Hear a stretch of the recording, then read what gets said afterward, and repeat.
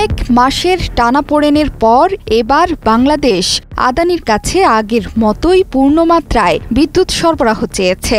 গত ৩ মাসের বেশি সময় ধরে বাংলাদেশে উৎপাদন সক্ষমতার অর্ধেক বিদ্যুৎ সরবরাহ করছে এই আদানি গ্রুপ। আসন্ন গ্রীষ্ম মৌসুম সামনে রেখে আদানির বিদ্যুৎ কেন্দ্র থেকে সম্পূর্ণ বিদ্যুৎ সরবরাহের জন্য অনুরোধ জানিয়েছে বাংলাদেশ।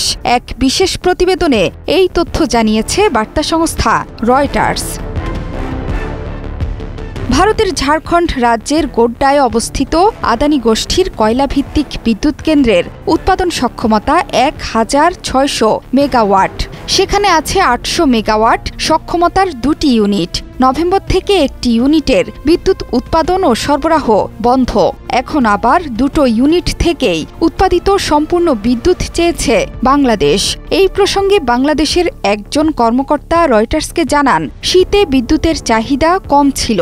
এছাড়া বিদ্যুতের বকেয়া বিল পরিশোধ নিয়ে বিরোধের কারণে আদানির কেন্দ্র থেকে বিদ্যুৎ সরবরাহ অর্ধেকে নেমে এসেছিল। তবে সরবরাহ এখন আগের পর্যায়ে নেয়ার কথা বলা হয়েছে ভারতকে।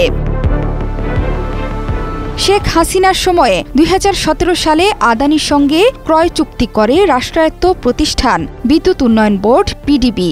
$২ বিলিয়ন নির্মিত কেন্দ্র থেকে উৎপাদিত বিদ্যুৎ ২৫ বছর কিনবে বাংলাদেশ।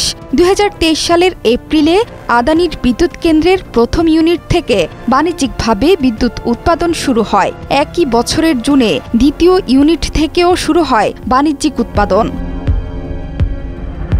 রয়টার্সের দাবি, বাংলাদেশ ডলার সংকটে থাকায় নির্ধারিত সময়ে বিদ্যুৎ বিল পরিশোধ করতে পারেনি। এর জেরে ৩১ অক্টোবর একটি ইউনিট বন্ধ করে দেয় আদানি। ফলে বিদ্যুৎ সরবরাহ অর্ধেকে নামে।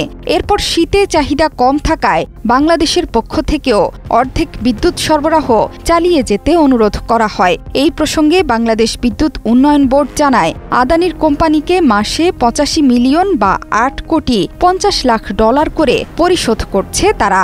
এখন চাহিদা বাড়ায় দ্বিতীয় ইউনিট থেকেও পুনরায় বিদ্যুৎ সরবরাহ শুরু করতে বলেছে বাংলাদেশ। শুধু তাই নয়, এখন আদানির সাথে বড় কোনো ঝামেলা নেই বলেও জানানো হয়েছে। বিদ্যুতের দাম নির্ধারণে আদানির সঙ্গে বিরোধ আছে বাংলাদেশের। রয়টার্সের হিসেবে অন্যান্য ভারতীয় বিদ্যুতের চেয়ে প্রায় ৫৫% বেশি অর্থে বাংলাদেশের জন্য বিদ্যুৎ সরবরাহ করে আদানির বিদ্যুৎ কেন্দ্র। ভারতের আদানি গ্রুপের সঙ্গে বিদ্যুৎ ক্রয় চুক্তিটি বিশেষজ্ঞ কমিটির মাধ্যমে পরীক্ষা করার নির্দেশ দিয়েছেন বাংলাদেশেরই হাইকোর্ট। ওই কমিটির প্রতিবেদন এই মাসে সামনে আসতে পারে। তখন আদানির সঙ্গে চুক্তিটি নিয়ে আবার আলোচনা শুরু হতে পারে বলে জানিয়েছে রয়টার্স। জোহরা চৌধুরী সেতু, ৭১।